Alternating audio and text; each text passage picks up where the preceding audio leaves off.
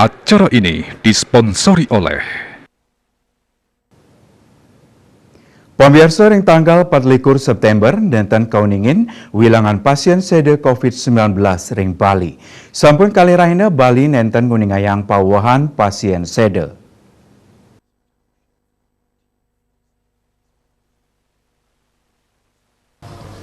Indik wilangan kasus anyar wenten dasan diri nanging kuentenan nyani kantun ringsor yening sayang ring arahina sedurung nyani inggih punika 3 likur diri. Pawohan kasus kauningin nincap selikur sane wenten ring pepitu genah. Dados nyane katah wilangan kasus COVID-19 ring Bali langkungan 106 dasa talian diri.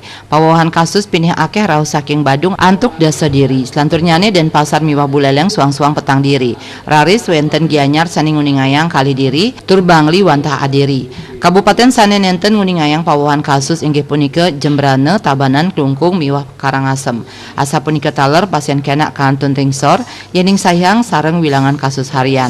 Pawohan pasien kena kauningin nincap kali dasa diri. Pinih akeh raos saking buleleng wenten pitung diri dan pasar 6 diri, Badung miwah Gianyar suang-suang 3 diri, miwah Karangasem wantah adiri. Lenan punika Jembrane, Tabanan, Klungkung, Sal Bangli nenten nguningayang pawohan pasien kenak. Indik kasus aktif kauningin wenten satak pitung dasa kutus diri. Diadewi Bali Pos nguningayang.